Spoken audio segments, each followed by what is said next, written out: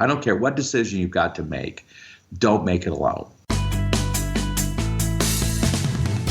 Welcome to the Savvy Dentist podcast with Dr. Jesse Green, the show where great dentistry meets great business. Listen in each week as we bring you an inspiring person who will share their story, ideas and business techniques to help you create a practice and a life you love. And now introducing your host, Dr. Jesse Green. Ladies and gentlemen, welcome back to the Savvy Dentist podcast, the show where great dentistry meets great business. Today we're having a conversation with someone who I've admired for a very long time and someone who's been very influential in my own life, even from a distance. Verne Harnish is our guest today, and he is the founder of the world-renowned Entrepreneurs Organization, and he's been the chairman of their premier CEO program called Birthing of Giants for about 15 years now, and that's held at MIT in the United States. He's the founder of Gazelles, which is a global executive coaching and education company, and is the author of a handful of extraordinarily good books, which I commend all of them to you. The first one is Mastering the Rockefeller Habits, which again is a great book. Scaling Up is extraordinarily good, and his most recent one, The Greatest Business Decisions of All Time, I think should be compulsory reading as well.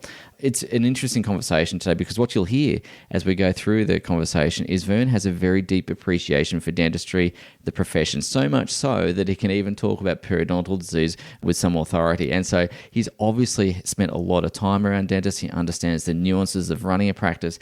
And what we talk about in this conversation is how dentists can counter the changing landscape in which we're operating. There's obviously the corporatization, there's the increasing influence of health insurance companies and increased competition. And so what Verne does in this particular conversation is we look at how dentists can compete through scaling, and he goes through his architecture for scaling, but then makes it extraordinarily relevant for dentists and how to apply it on Monday morning into your practice. So I hope you take your pen and paper out and make some good notes, because I guarantee you there's some really great information for you here that's going to make your practice better from day one.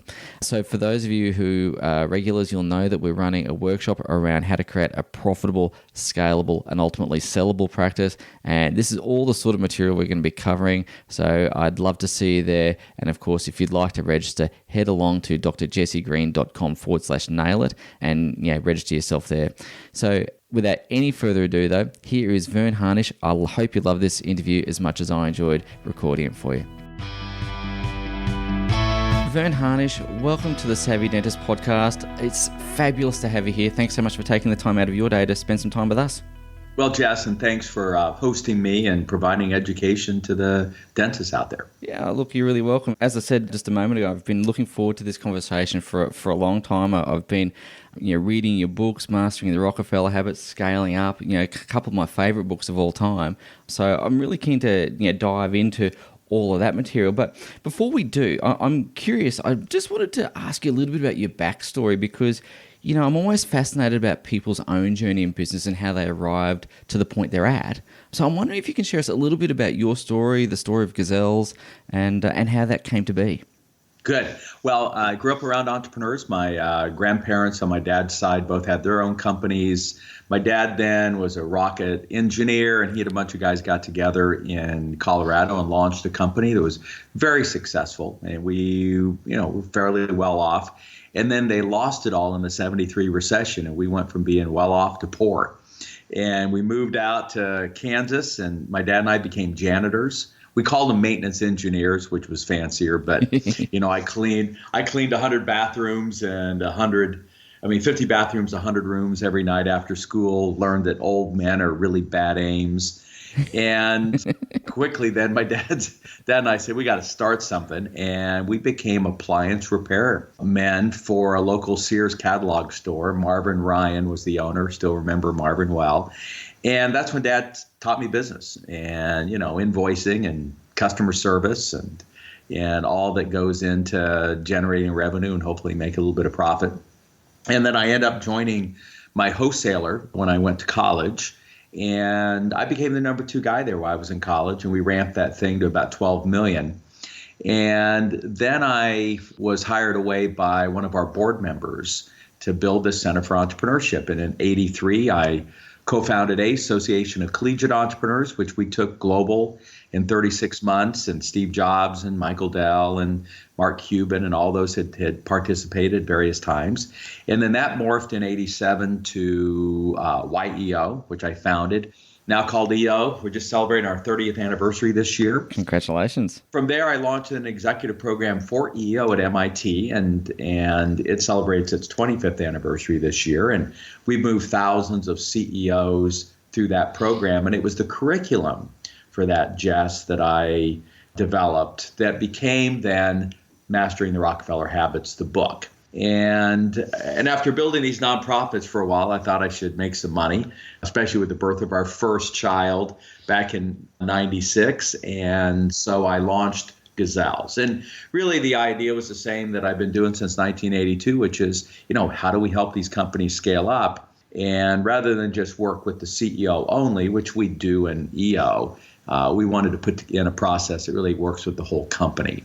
And so that's what Gazelles does today. And we have a couple thousand active clients in any one time, 200 plus coaching partners. And Australia is one of our most active countries with our tools because of the great work Karen Beatty has done there with the growth faculty. So that's the quick story. Cool. I mean, there's so much in that I'm really keen to explore already because, with that lesson of the 73 recession that obviously your dad went through and you guys obviously went into janitorial services and then went from there. One of the things that, in my own life, and sometimes I find it hard, is when you go through a failure is to kind of look back and find the lessons or draw the learnings out of that and go, maybe there was something in that. During that time, were there things that, you've been able to draw upon that have set you up for future success? Well, I learned the importance of counseling. And I'm actually serious about it. But, what was interesting is then in the 2001 collapse, I lost Gazelles. The idea came in 96. I launched in 97. We went from like $500,000 to $1 million to $2 million to $4 million, getting ready to do $8 million. And boom, 9/11 hit. And, people had to fly all over the place to come to our events. And we were out of business. And I'd lost about $1 million in 8 weeks. And I'm thinking, deja vu, I'm living my dad's nightmare. But what I learned coming out of it was that I could lean on my customers. I'm a big fan of John Mullen's book, The Customer Funded Business, in that, if you can get cash from customers, that's the best way to scale. And so I went out to my customers and said, hey, I'll give you a discount after I raise the price if you prepay for the year. And, and a lot of folks that provide dental services, have begun to move to some of those kind of ideas of prepay and the like. They get the cash in early and some kind of a discount if I get you on a schedule to come in and get your teeth cleaned and the like. And there's even more, I think, that can be done.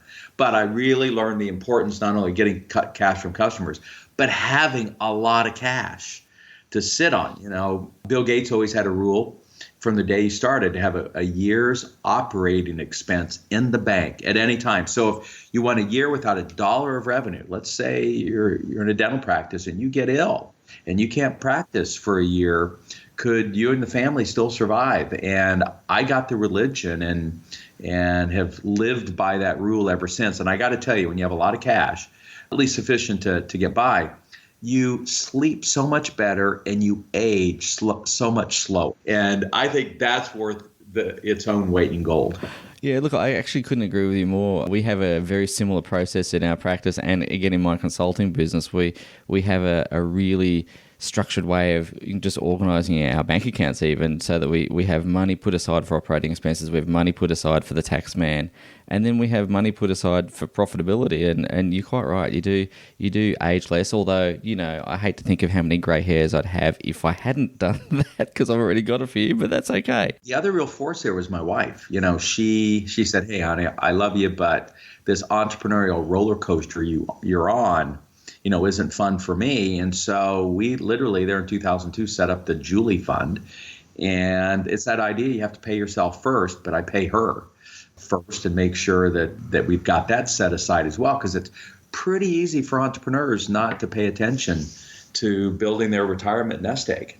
I think it's completely common. And even, when I speak to dental practice owners, everyone's focused on building the business, reinvesting, that sometimes, people forget, take that money out and as you say, build their nest egg and build their retirement beyond that. And by the way, I'll be very precise. I think, knowing the revenue of most dental practices and the like, I think, lower your living expenses. We try not to live large as a result. Which, by the way, has been better for the children anyway.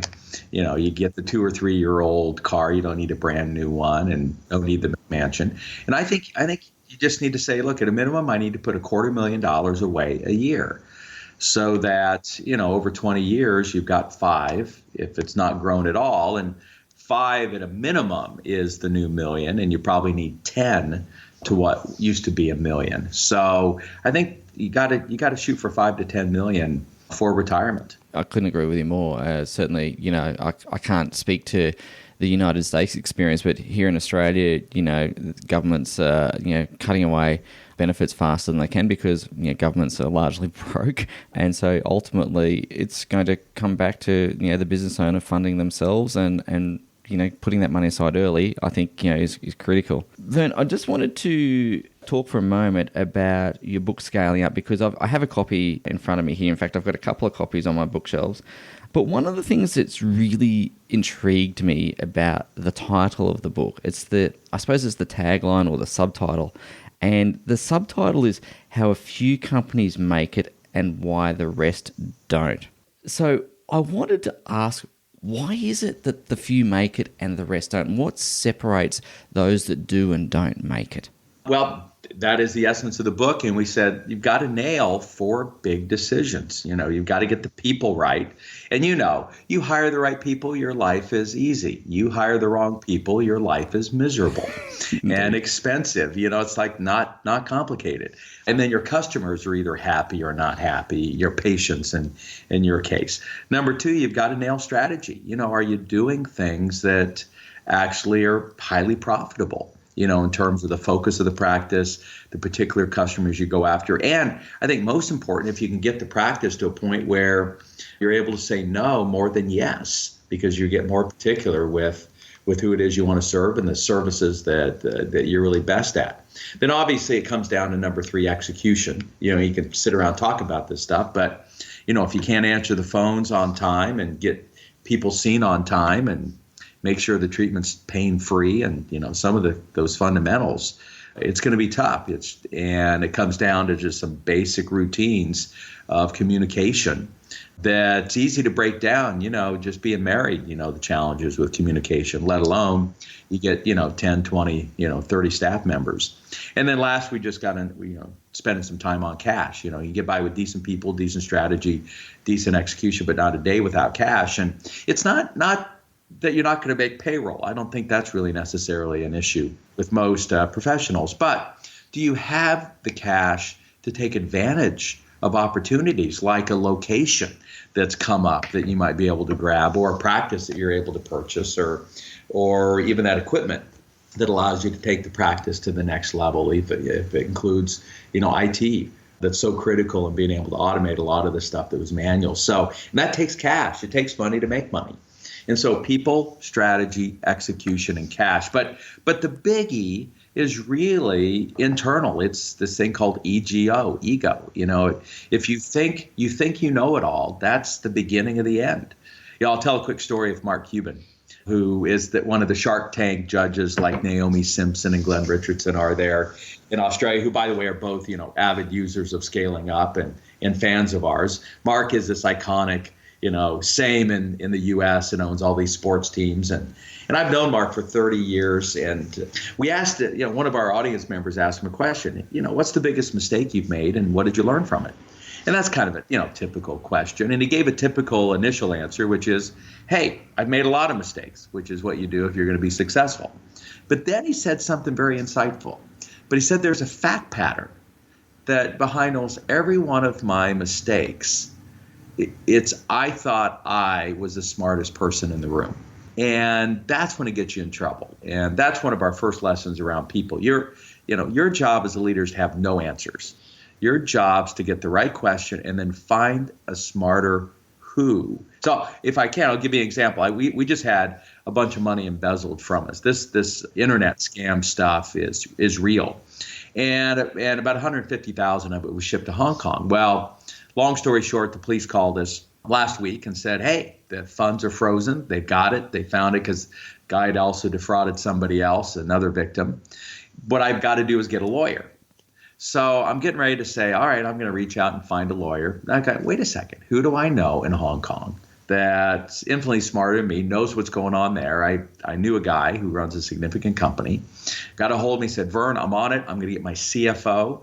And so the CFO, and we got all these kind of crazy quotes from lawyers about what it would take to recover it. And Derek went over on his own, CFO of a major company, to the police department, talked to him himself, which was fantastic in way of representing us, and was because he lives in Hong Kong, was able to ascertain much better information from that police officer and what's going on with the case, and then ultimately deal with the lawyers we're going to have to deal with than me. And it's always a who question, as Jim Collins says. So I don't care what decision you've got to make, don't make it alone. And that's, I think, one of the lessons. I think that's a huge lesson, actually, for anyone listening. Whether you're scaling up or not, I think surrounding yourself with people brighter than yourself is critical to your success. But Jess, everyone says it, but nobody does it. Yeah. You're getting ready to choose a CRM system, and you think you're going to, you spend the time evaluating and stuff like that. No, call a couple of people smarter than you and say, what did you choose and why? And the decision will be made in 5 minutes instead of taking 5 weeks. Yeah, absolutely. And better quality, faster decisions. Cool. What's not to love about that? So, Verne, just in Australia, the industry is going through some significant changes. You're probably aware of this. I'm sure similar things are happening in the landscape in the US as well. But what we're seeing is an increase in activity in terms of corporates. So there's rolling up an amalgamation of practices under corporate umbrellas. We're seeing insurance companies, becoming increasingly active in the marketplace. And so the traditional, mum and dad suburban dental practice is under threat. And what's happening in response to that is, some of the privately owned practices are becoming hyper-specialized boutique practices, which is obviously one strategy. And the other, thing that's happening as well concurrently is we're seeing, I suppose, mini corporatization and a scaling up process. So based on those two strategies, one of the things I'm just wanted to ask is, in that competitive environment, is that hyper specialization versus scaling the only two strategies that you would think of, or a combination of the two? And do you think it's absolutely necessary in that environment to scale to be successful? Or do you think kind of going down that narrow niche is just another alternative? Look, it's always best to go down a narrow niche. But a lot of people forget that with professional services like dentistry, location is part of that niche. So there's something about just being closer. I don't really want it. Man, I mean, the traffic in some of the cities in Australia, I'm there, a couple times a year, is horrendous. And we live here in Barcelona, which is one of the capitals of dentistry. I mean, it's a place where people come from all over the world to, kind of do, what do they call that? Just like spa, medical services. But, there's two reasons why, there's a dentist literally next door to us, but this one's close. We're not going across town. So they are close. They specialize in children. And then it's that customer service. I was mentioning to you, we've got a lot of dentists that use our tools because it is highly competitive. And one of my favorite, they're clear. If you want to convince someone to buy your product or services over someone else, you've got to give them 3 reasons. And by the way, and Robert Cialdini, the father of influence, was clear. 3 is better than 2, better than 4, and, crushes 10 reasons. And so this dental practice, after every patient, they give them a little survey, and it simply asks 3 questions.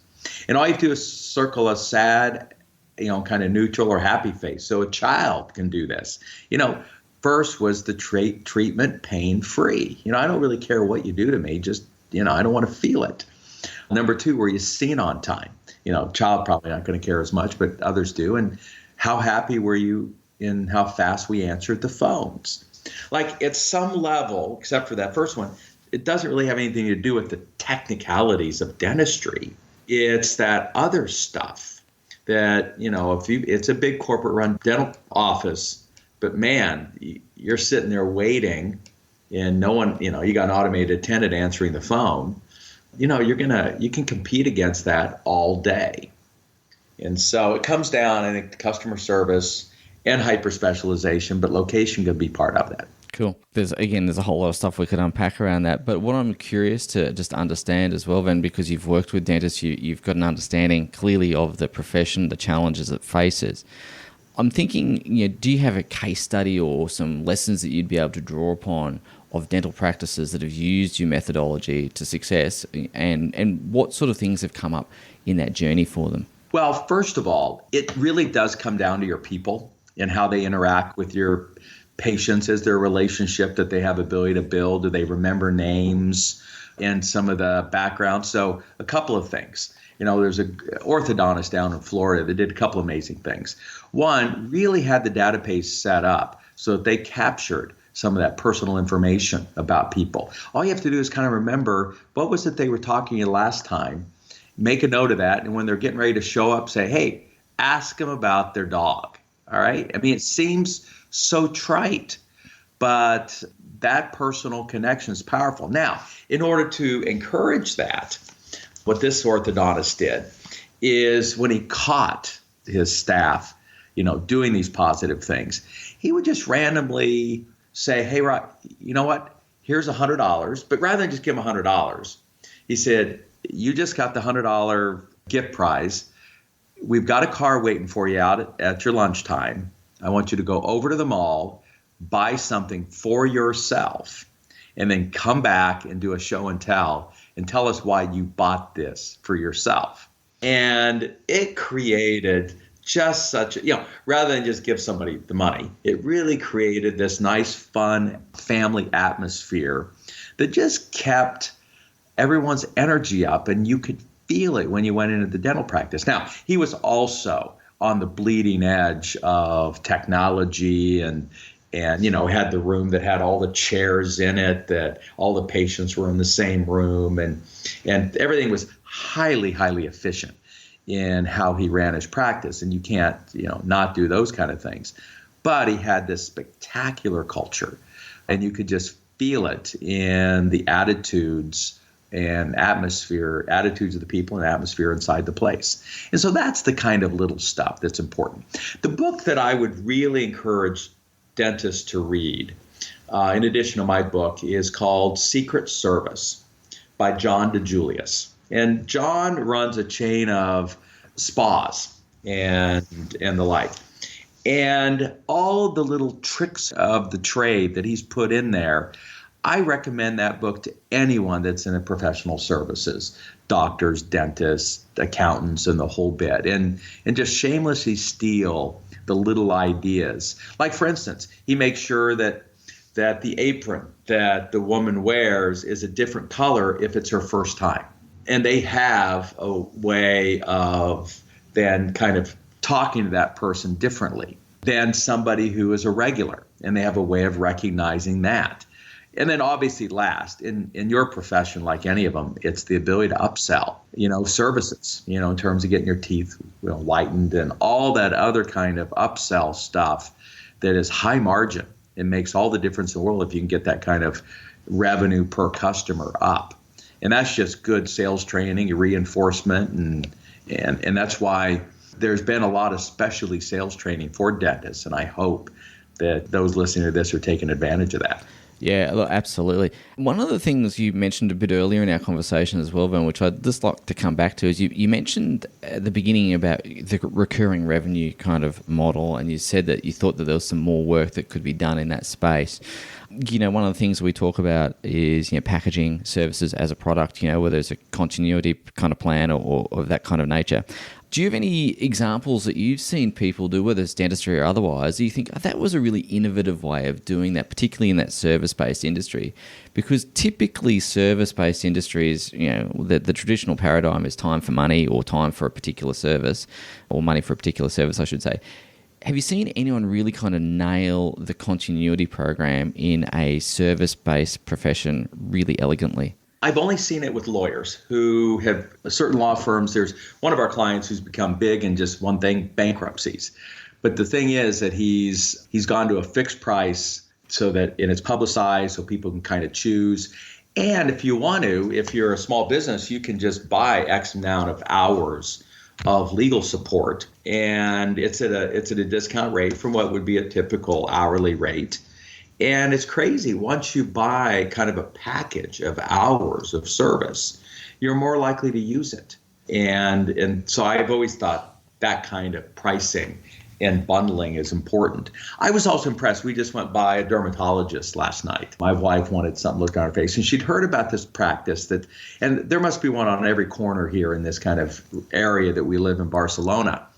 But I loved the way they handled us. They got us in right away. We had a consult, and they immediately said, all right, what I'm seeing on your face, this doc's really better for that, this doc's better for that, and this doc's better for that. And those doctors came in right away and looked at it and said, all right, here's what I think we need to do for this. Let's get this scheduled. And all of a sudden, before you're out of there, you've gotten like 4 procedures scheduled because, first of all, they were so quick. And he brought in his device to look at it. No, it's benign. Everything's fine there. Here's exactly what I'm going to do.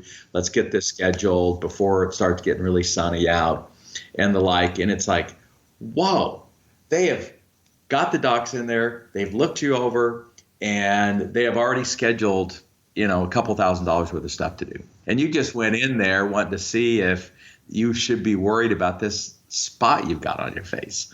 And so I was really impressed with that process. Yeah, I think that, again, there's a lot of lessons there that would be parallel for dentistry as well. And by the way, I'm amazed that, I'm chairman of the Reardon Clinic, and so we've got this executive health program where it's, $400 a month. And on that, you get this once-a-year exam, and then you get this IV vitamin C quarterly, and you get this education, and it just sold as a package. And I'm amazed no dentist I've had has ever sold me kind of a teeth maintenance program where I've already paid for, my teeth being cleaned and these spots taken care of, and really sold me on the fact that it's one of the first lines of defense for heart conditions. I just don't see enough out there that those periodontal infections can go right to the heart. And if your gums are bleeding, for instance, we know that it has more to do with being low in vitamin C. And I'm amazed that dentists then aren't why I'm sitting there getting my dental work, got me hooked up to an IV vitamin C.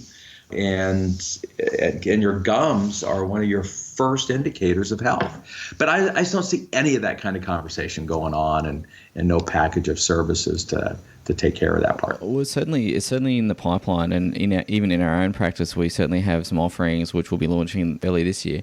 Really? Yeah. So we're looking at the whole concept of executive dental assessments, and because executives are time poor, and there'll be some sort of concierge service around that, and of course there'll be a package process around that as well. It's similar to what you've discussed, but firstly, I'm really impressed with your dental knowledge. Verne, you're probably the first non-dental guest I've had here that's been able to talk about periodontal disease. So either you've spent way too much time in the dental chair, or you're hanging out with dentists a lot. So either way, welcome to the club. Mate, I do want to just quickly talk a little bit about one of the challenges that I'm sure you see in the professions where, that people generally get into dentistry or their profession because they like the profession itself, the craft. And, as a dentist myself, I still enjoy dentistry, but I'm not practicing as much as I used to because I've got other things that I'm doing. But one of the hardest things I find for dentists who want to scale is extricating themselves from the day-to-day delivery. Of course, that comes back to having team in place, having great systems in place, all those other sorts of things. But, some of the challenges that come up is, this person can't do it as well as I can, or whatever, that ego thing you spoke about earlier. Is there anything that you've encountered in your dealings with dentists, other service providers, particularly in that that craftsman kind of space, where you'd have some advice to someone who says, look, I want to scale, but I'm finding it hard to get out of my own way a little bit? Well, let me kind of take a counterpoint to that. I love my craft of writing and speaking, and I actually hate being CEO of our global organization. And I had to kind of come to that realization.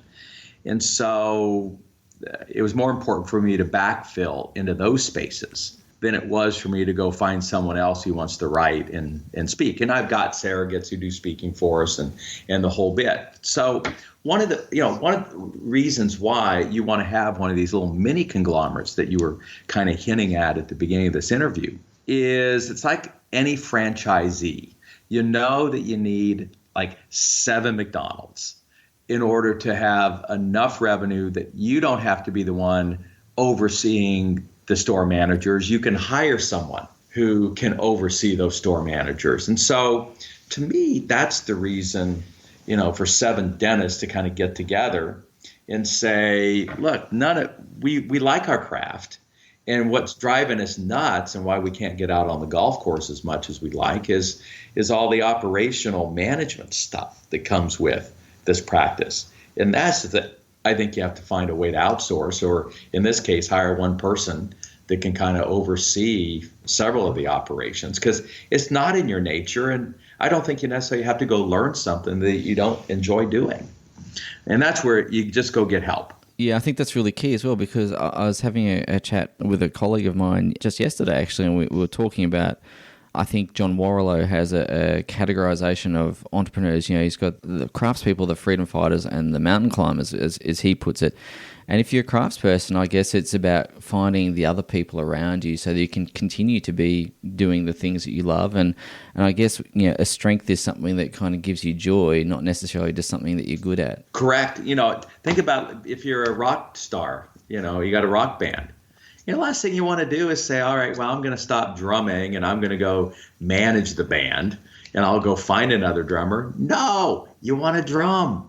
And so you go backfill with a great, if you get the right manager and all that, your life's great. If you get the wrong one, you can be a great musician, but your life is miserable. So it's the same deal. So look, you're right. Go with your strengths, and it's what gives you energy is where you go with your time. Hey, so Verne, what I really want to try and do as we wrap up today is, I guess what I'm wanting to try and give the audience today is a sense of, Verne's top tips for dental practice. You've obviously spoken at length about the need for a great experience for the patients, relationships, having the right people. But, if there were 3 bullet points that we could put on a billboard as, the dentists are driving down, Dental Drive on the way to work, just as a reminder of things to focus on day in, day out, what sort of things would you have on that billboard? Well, number one, and the thing that we're best known for, is this daily huddle. And I think it should be common practice in most professional service firms. They typically have the weekly meeting, but nothing replaces the daily. We've got this quick stand up and it's like, all right, who's coming in? What patients are coming in? Let's review real quick. Hey, Margaret, is back. She's having these issues. Boom, boom, boom. Hey, are we missing anything? Yeah, we're still having troubles with, a particular drill or we're lacking some supplies, or it's just this real rapid fire kind of communication about what's about to happen today and where are people stuck, what's in our way. And the leader's job is very simple: how to make their lives easier. And once I hear what that is, then I know what I need to do that day in order to make that happen. So this well-functioning daily huddle with the right agenda, with nobody dominating it, everyone getting to say their turn, their stuff, and sharing specifics, not generalities. There's a lot of detail around that. Daily's it's like hiring people. It either makes you great or it bores you to tears. But it would be number one. And then number 2 is sales training. But remember, no one wants to be sold, they want to be educated. And so it's getting everybody, including the receptionists, up to speed on what we've got to do to educate folks, which then ties to number 3, which is the importance of having this one-page strategic plan, this vision summary, so everybody knows the rules. It's like playing Australian rules football. Everybody, you got to know the rules. You've got to know where the boundaries are, which is your core values. Let's know what our 3 brand promises are, because we can't be everything to everybody, but we got to make sure the phone's answered quick, people are seen on time, and this thing didn't hurt. And once I know the 3, much easier to deliver on than the 10.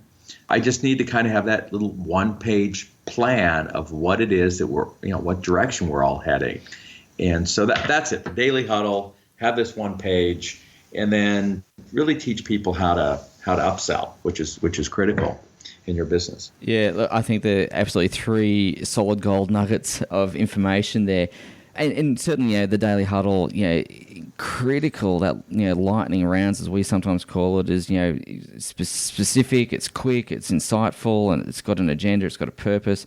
I love the one-page strategic plan as well, Verne, and I know for anyone listening that's in the Scaling Up book, is there a resource on the Gazelles website that they might be able to have a look at there as well? Yeah, or even easier, just remember the name of the book, Scaling Up. And so you can just go to scalingup.com. And we've got actually a free chapter on how to do a strategic planning session, how to prepare for it, how to run it. Has a sample one-page strategic plan. And then we even have what's called the one-page personal plan.